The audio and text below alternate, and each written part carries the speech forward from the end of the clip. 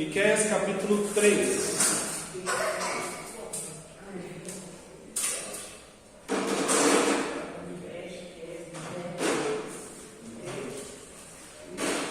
Acharam?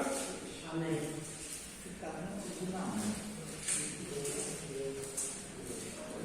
Esse texto a gente vai dividir em duas partes. Versículos 1 a 7, depois do 8 ao 12. Tá?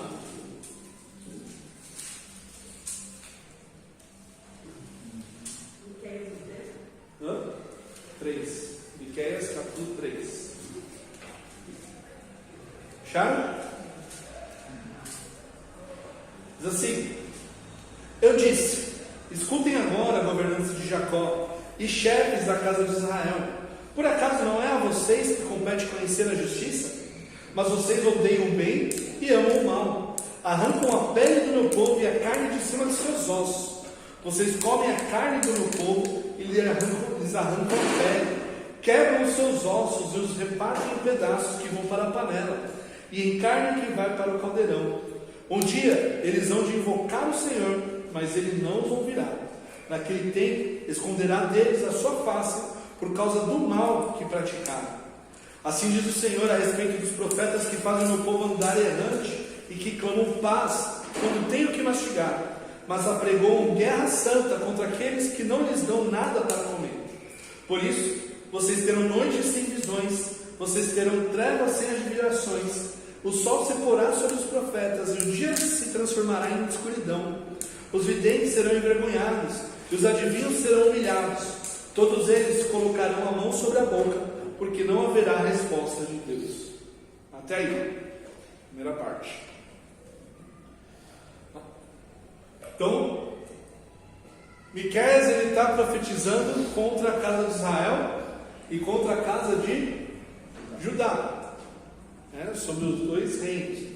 Lembrando que para Israel, o reino do norte, já está decretada a destruição, o exílio. Mas para Judá ainda tem chance de arrependimento. Mas ele ainda vai falar também para Judá que vai chegar um momento que eles também irão para o exílio. Porque Deus já decretou essas coisas. Mas a acusação agora sobre tanto Judá quanto Israel é sobre a liderança, em primeiro lugar. Em segundo lugar, sobre os profetas, ou na verdade, os falsos profetas. Do versículo 1 ao versículo 4 ele fala sobre a liderança. E nos versículos 5 a 7 ele fala sobre os falsos profetas. E qual que é a acusação sobre a liderança?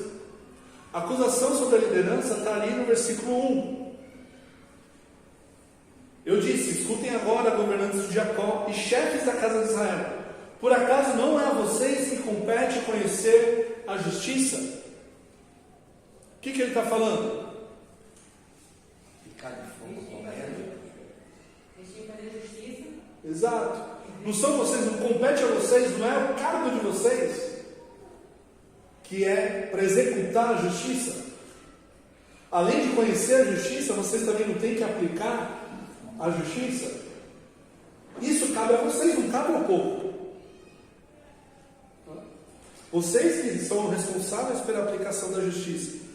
Mas vocês odeiam, amam, na verdade, vocês odeiam o bem e amam o mal.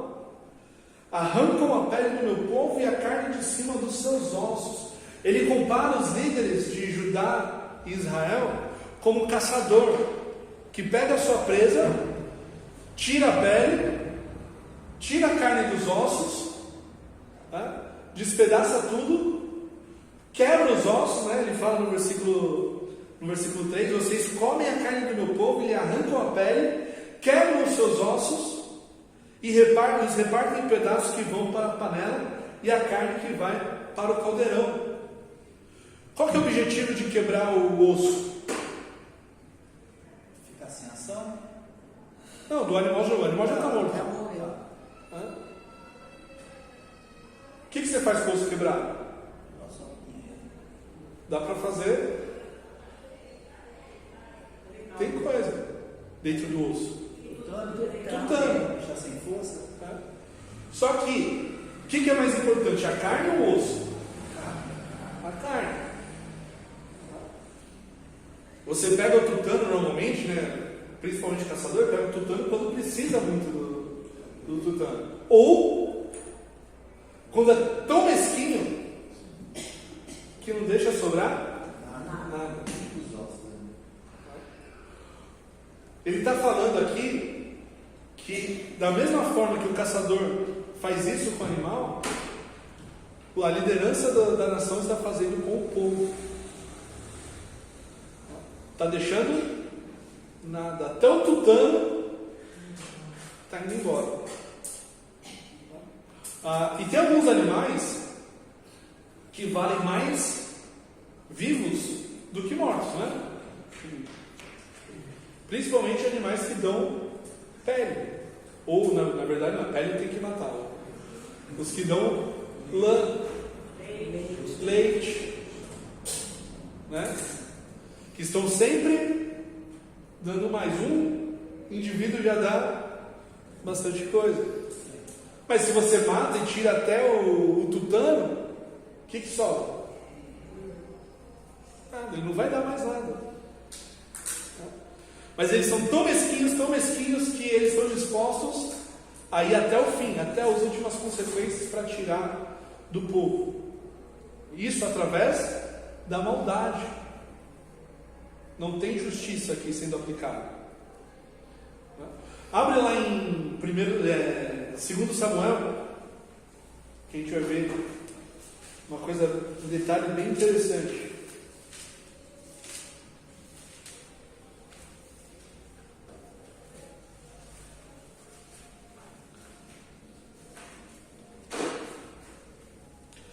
Capítulo 8, versículo 15.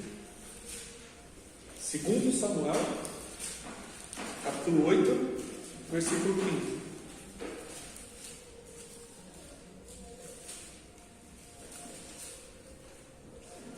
Quem achar pode ler. Reinou, pois, Davi sobre todo Israel, e julgava e fazia justiça a todo o povo. Lembra que Davi é chamado de homem segundo o coração de Deus. E o que o homem segundo o coração de Deus faz quando ele está na liderança, quando ele está no poder? Exatamente o que está aqui. Ele julgava e fazia justiça a todo o povo. Não era só para os amigos dele, não era só para os mais chegados, mas era para todo o povo. Só que os falsos líderes, não falsos líderes, mas os maus líderes, eles usam o povo para conseguir os seus próprios desejos, para se satisfazer em cima do povo. E não é se satisfazer com a alegria do povo, mas sim com o mal que é colocado contra o povo, né? A tristeza, a desgraça do povo. Não se tivesse prazer para eles, né? Sim. Ver a desgraça do povo traz prazer para eles, porque eles sabem que na desgraça do povo eles estão se dando bem. Está falando PT, não.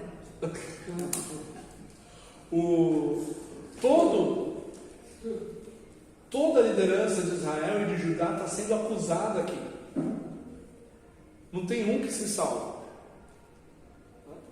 Porque os reis de Judá e de Israel, que estão no poder nesse momento aqui, foram ruins, com exceção do rei Ezequias. Só que Ezequias ele foi rei no período final do ministério de Miqueias.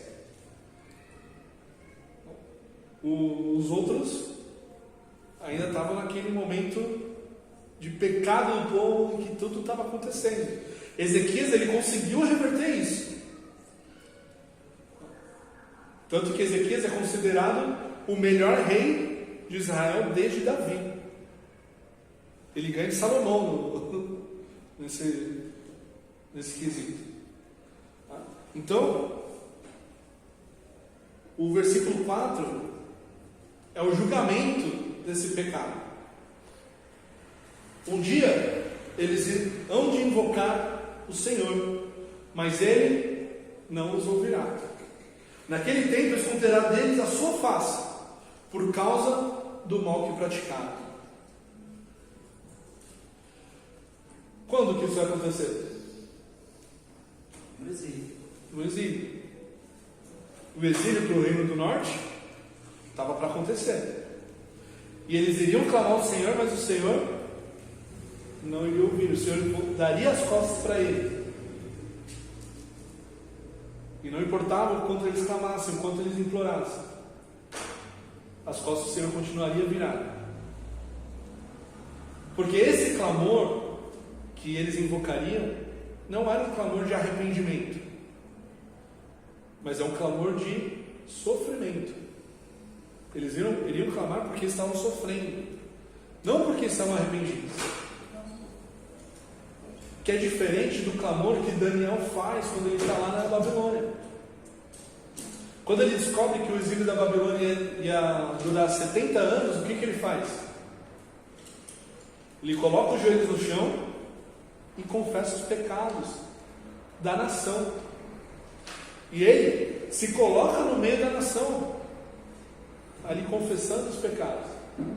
Isso é um clamor de arrependimento. Mas o que está aqui no versículo 4 é um clamor de sofrimento, onde o arrependimento não está envolvido. Pode acontecer de sofrimento junto com o arrependimento, né?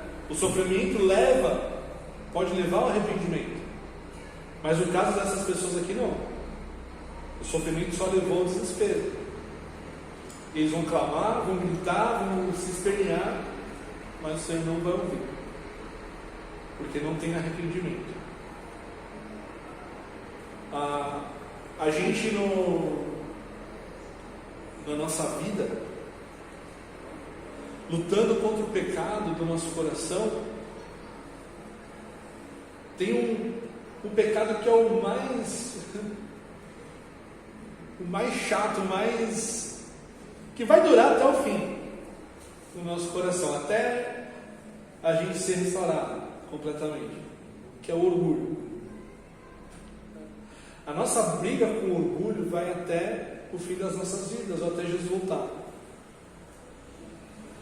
E o orgulho impede que a gente não reconheça os nossos erros, reconheça que estamos indo contra a vontade de Deus, nos impede de reconhecer que o nosso caminho está errado, e que aquilo que a gente fez atacou diretamente a Deus. E a gente se esquece de olhar para a palavra de Deus e falar: quem sou eu? Será que eu tenho o direito de falar de definir o que é certo e errado? O único que tem o direito de fazer isso é o Senhor. E se o Senhor está falando que aquilo que eu fiz é pecado, então é pecado. Se eu estou no caminho errado, de acordo com Deus, então eu estou no caminho errado. Miqueias aqui está profetizando contra a liderança, e a liderança está eles estão com o coração duro além do Senhor. Eles estão com o coração duro em relação às pessoas, e se esqueceram dos dois principais mandamentos: amar a Deus e amar o próximo. Quando a gente se esquece desses mandamentos, o resto vai por água abaixo.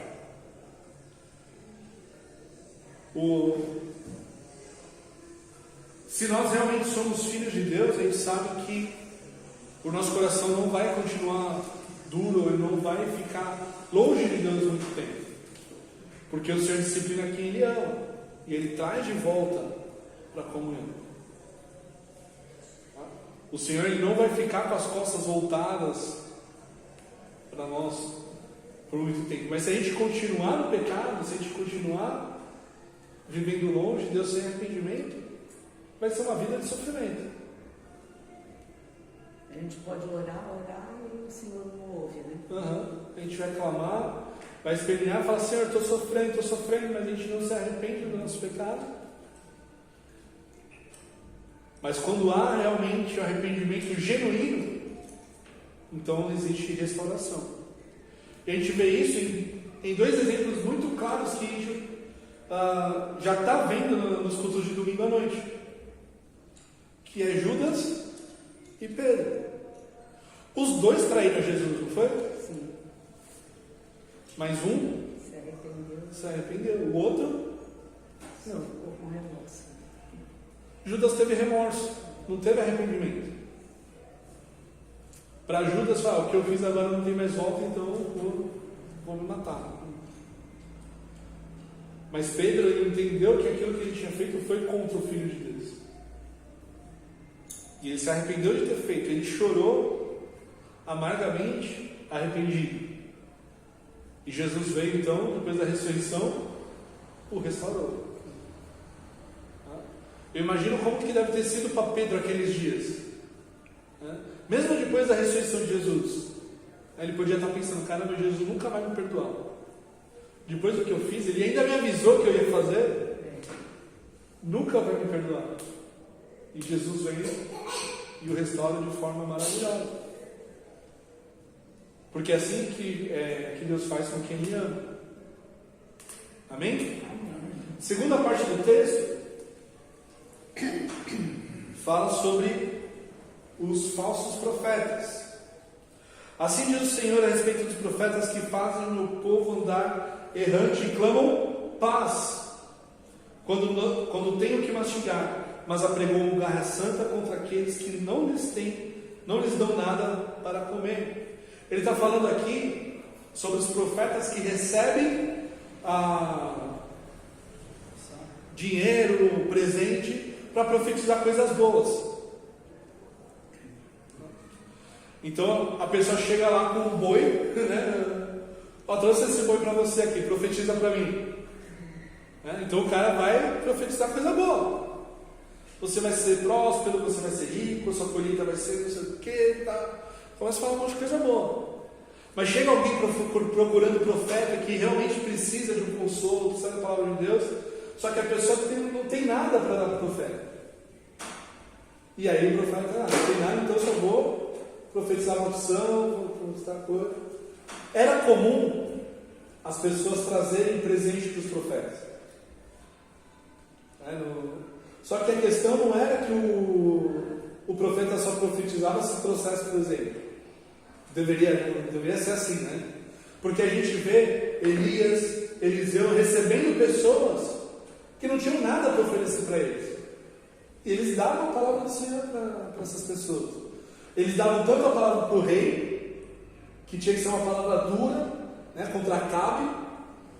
Falava na cara do rei, apontava o dedo que ele estava errado, que o Senhor ia punir, ia falar. E quando chegava com a viúva não tinha nada para oferecer para ele. Ele mostrava amor, mostrava compaixão. Então não era uma questão de trazer ou não presente. Se tem uma palavra de Deus para ser dada, ele tem que ser dada, se tem ou não presente. Se tem ou não a condição de ajudar. Porque o profeta, ele também, o profeta de profissão, ele dependia também das ofertas dos outros. Porque muitas vezes ele tinha que ficar viajando. Só que aí surgiu uma categoria, não que surgiu naquela época, mas nos outros povos existiam os profetas da corte. A gente falou isso semana passada. E a única função deles era concordar com o rei. O rei falava, eu quero conquistar aquele território. O que vocês dizem, profetas? Vai que vai dar certo, o Senhor é maravilhoso, os deuses estão com a gente, né? Vai que ninguém vai conseguir resistir você. Só que os profetas de Deus em Israel, em Judá, eles não tinham a função de concordar com o rei, eles tinham a função de falar a palavra do Senhor. O rei estava errado, eles tinham que apontar o dedo na cara do rei e falar que ele estava errado. Vai dar errado isso que você está planejando? Então não é para fazer. Não, mas eu sou o rei, eu faço o que quiser. fizer, mas o Senhor está falando que não é para fazer. E nisso a gente vê também como Davi era homem segundo o coração de Deus, porque ele planejou fazer o templo, e aí viu Natan e fala, não, pode fazer que tudo que você faz está certo mesmo, né? Então, o Senhor está contigo, aí faz. Só que aí vem a palavra do Senhor para Natan e fala, eu não falei nada disso. Volta lá para Davi e fala que não é para ele fazer um templo, mas que eu vou fazer uma casa para ele. E aí Natan volta e fala para Davi lá a aliança com Davi, né? Faz aliança com Davi aí em 2 Samuel 8. E a gente vê que Davi não fica chateado, pelo contrário.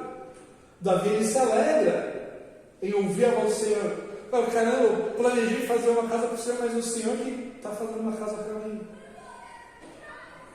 O Senhor olha para mim, o Senhor se importa comigo. Não é à toa que Davi fez um monte de salmos falando sobre o cuidado de Deus, sobre o amor de Deus.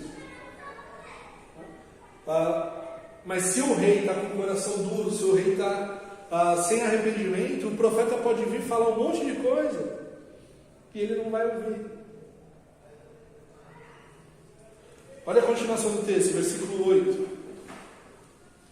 Por isso, no versículo 6, quer dizer, por isso vocês terão noites sem visões, vocês terão trevas sem adivinhações, o sol se porá sobre os profetas e o dia se transformará em escuridão, os videntes serão envergonhados e os adivinhos serão humilhados, todos eles colocarão a mão sobre a boca, porque não haverá resposta de Deus. Ou seja, Deus vai parar de falar através desses profetas. Porque esses profetas que está sendo falado aqui, eles começaram bem. Eles começaram trazendo a palavra do Senhor. Mas eles se corromperam. E o Senhor está falando, eu vou deixar de falar com vocês, não vai ter mais palavra. E quando perguntarem para você qual é a palavra do Senhor, você vai colocar a mão na boca, porque você não vai ter nada para falar. Porque tudo aquilo que você profetizou era mentira. Mas olha agora, antes disso,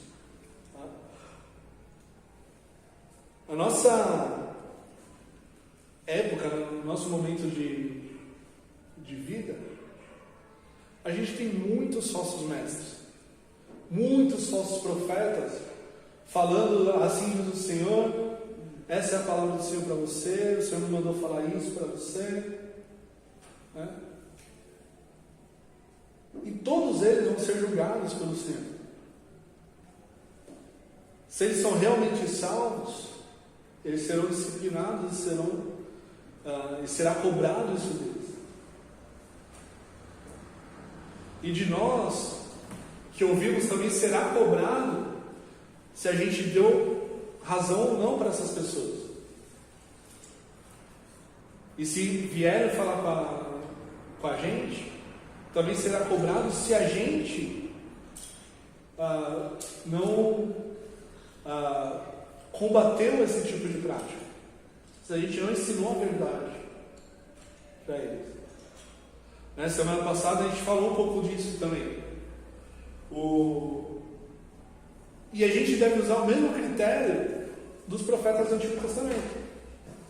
Aconteceu o que ele falou? Amém.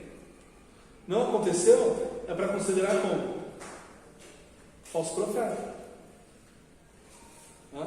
O nosso antigo pastor, que sorteia de irmão de Partos, chegou um monte de gente, muitas pessoas foram lá na igreja e falaram, não, você vai ser curado, você vai ser curado. Aí teve uma pessoa até que deu data para a cura dele.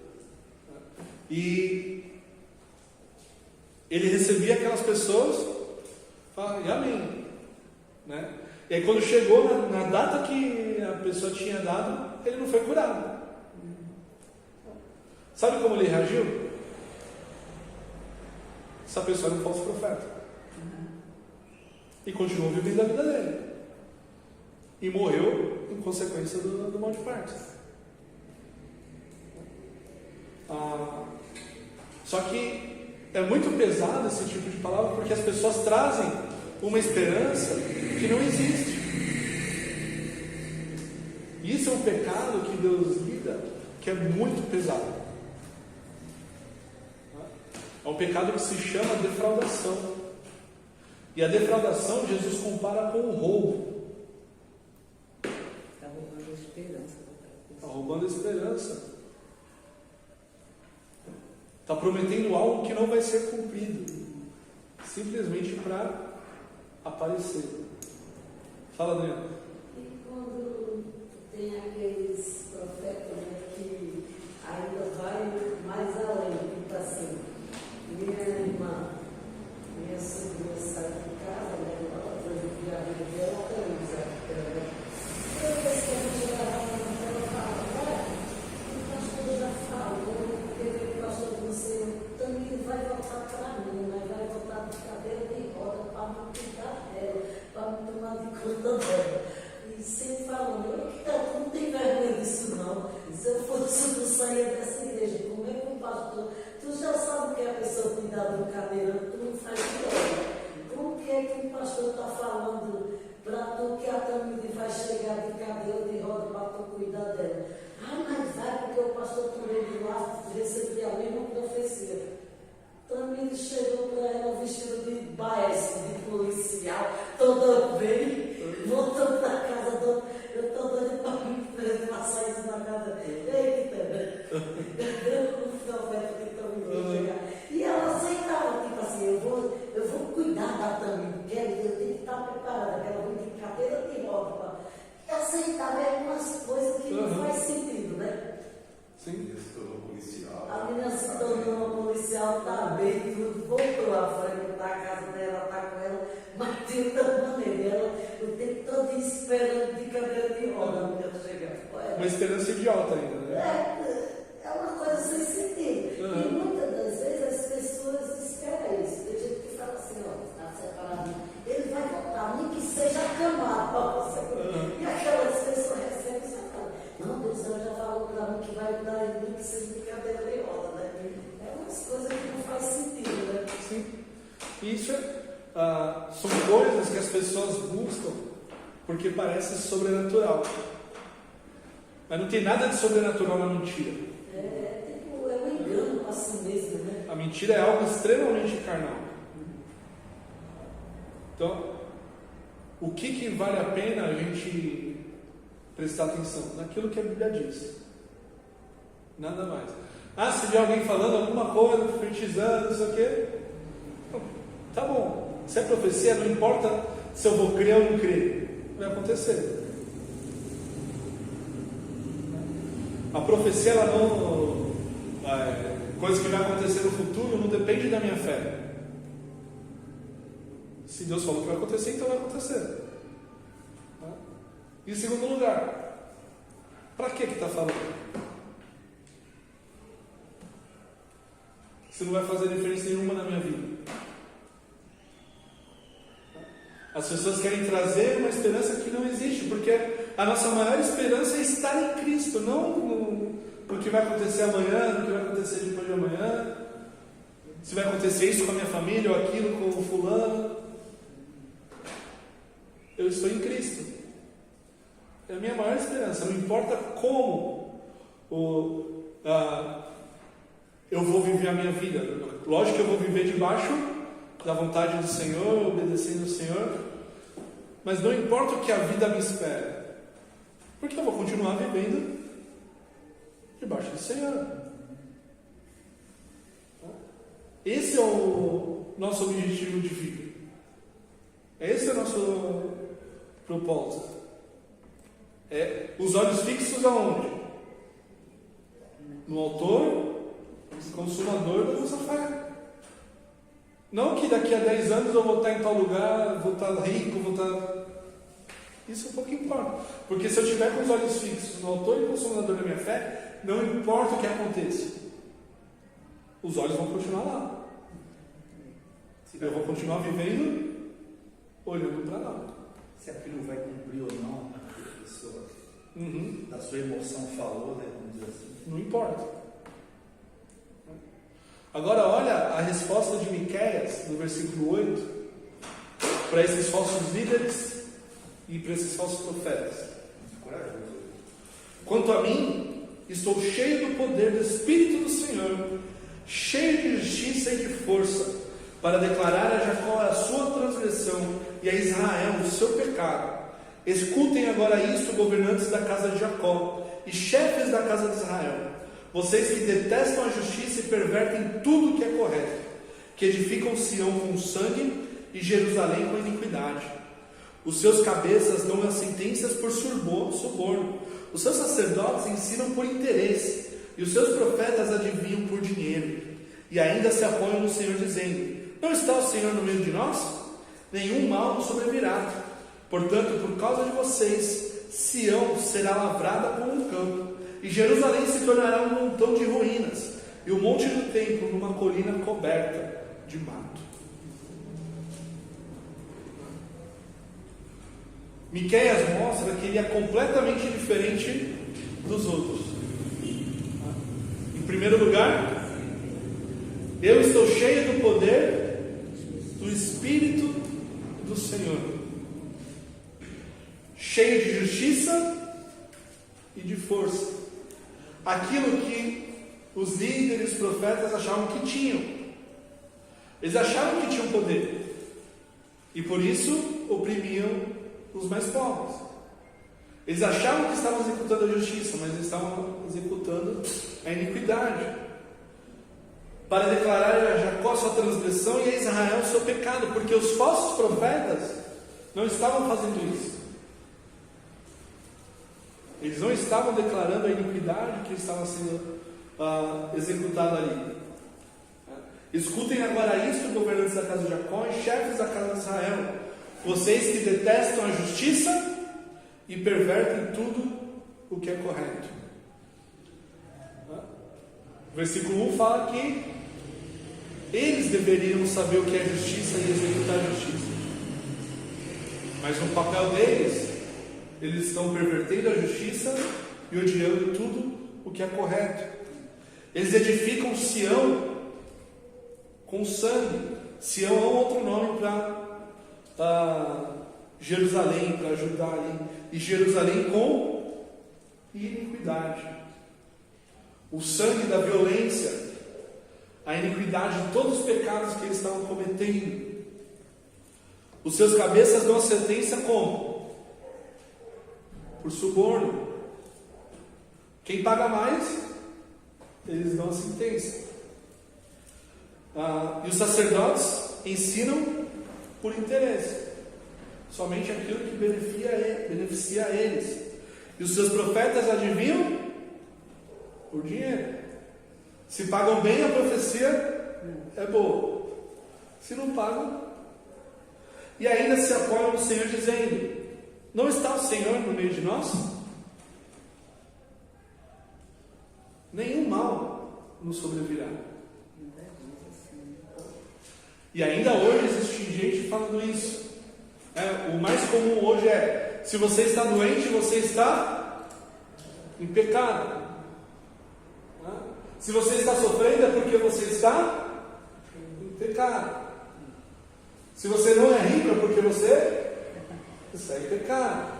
Se você não tem carro zero, é porque está em pecado. E as pessoas continuam acreditando nessas falsas profecias, nesses falsos ensinamentos. Mas o que a palavra do Senhor ensina é exatamente o contrário. E Miqueias está profetizando e mostrando que o Senhor não está no meio do pecado, que Israel vai cair, que Jerusalém vai cair. E o versículo 12 mostra qual vai ser o nível da queda de Jerusalém. Portanto, por causa de vocês, Sião será lavrada como um campo, e Jerusalém se tornará um montão de ruínas, e o monte do templo numa colina coberta de mato. De bosque, de floresta.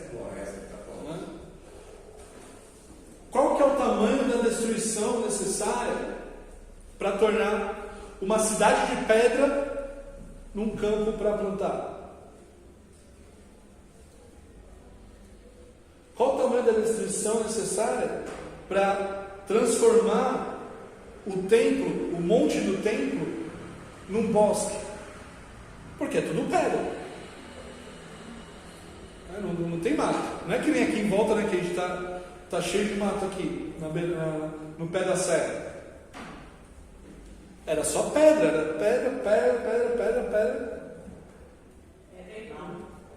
Pedra e barro. Não tinha nenhum jardinzinho mais suntuoso, né? Era pedra. O que é necessário? Qual o tamanho da destruição necessária para que cresça um bosque no morro do templo? No monte do templo.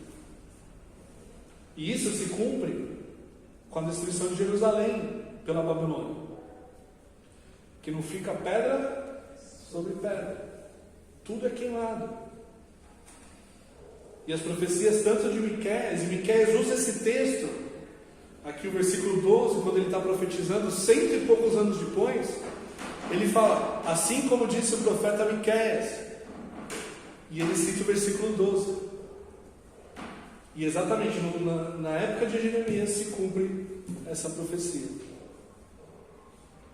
Não fica pedra sobre pedra. O julgamento veio, e veio pesado sobre eles. E os culpados eram exatamente aqueles que deveriam levar o povo para perto de Deus, para executar a justiça, para mostrar o caminho. E eles foram os maiores culpados e os maiores a sofrerem as consequências do julgamento. É como a gente sempre tem aprendido desde lá de Gênesis, que quanto maior o cargo que a gente ocupa, maior a responsabilidade. E mais pessoas a gente impacta com o nosso pecado. Mas da mesma forma, quanto maior o cargo, maior vai ser a queda, maior vai ser o julgamento. Amém? Alguma dúvida? Eu acho interessante, pastor, que a ousadia de Miqueias, que o Miqueias ele traz deixa a gente meio confuso, cada cronologia dele, ele está depois de Jeremias, né? Onde na verdade, o que ele está falando aqui se cumpriu em Jeremias, mas o livro de Jeremias está antes, né? Isso acaba confundindo a gente, né? Mas tudo bem. Eu acho muito a coragem dele quando ele fala, eu porém estou cheio do poder do Espírito do Senhor, cheio de juízo e de força para declarar a Jacó a sua transgressão e Israel o seu pecado. E eu estava tentando achar aqui um profeta em que ele levou um tapa na cara, né? Não sei qual foi, em que os outros profetas falaram assim, da onde passou o Espírito do Senhor para falar por ti, né? E ele levou um bofetão, uma surra. Foi Ananias, não foi? Segundo Reis. Foi um desses aí. Então, o profeta de Deus, onde Deus fala através dele a verdade, né? O juízo, ele passava essas situações, né? E ele tem que estar preparado para falar o que não vai agradar. Mostrar a verdade, a palavra do Senhor, seja lá qual ela for. Correndo o risco de morrer. Mas ele vai. E a gente também vê aqui no caso, quando o pastor falou assim, você está desse jeito, porque você está em pecado, está em maldição. Às vezes as pessoas que vão atrás dessas pessoas para ouvir alguma coisa, e eles acabam falando, essas pessoas são comparadas àqueles amigos de Jó, né? Exatamente. Jó, você está assim porque você tem pecado. Não dizer uma coisa, confessa teu pecado, né? Sim. Porque não entende Quem somos nós para entender a vontade do Senhor? Porque quem sofre por causa do seu próprio pecado sabe que está sofrendo por causa do seu próprio pecado. Não tem como fugir disso. No 5 aqui, pastor, quando ele fala assim, paz quando tenho que mastigar, ele só vai falar, quer dizer aqui que quando ele fala paz, alguma coisa boa, só quando a pessoa traz alguma coisa para ele. Profetiza coisa boa quando traz presente bom. Amém? Pai, louvado seja o teu nome por essa sua palavra que é rica, que é viva, que é eficaz e tem nos moldado, tem nos edificado dia após dia, Senhor. Louvado seja o teu nome, porque se não fosse pela tua palavra nós estaríamos perdidos. Nos ajuda, Deus, a sermos como Miqueias, cheios do Espírito Santo, Deus, para proclamar a tua palavra, proclamar a tua verdade, Deus.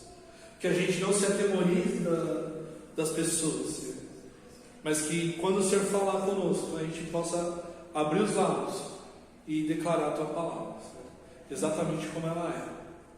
Não nos deixe, Senhor, ficar envergonhados do Evangelho, mas que o teu nome seja glorificado através da tua palavra em nós, das nossas vidas, Senhor, vivendo de acordo com a tua palavra. Nos guarda de todo mal, nos leva para casa, nos proteja, Senhor, do inimigo. Em nome de Jesus. Amém.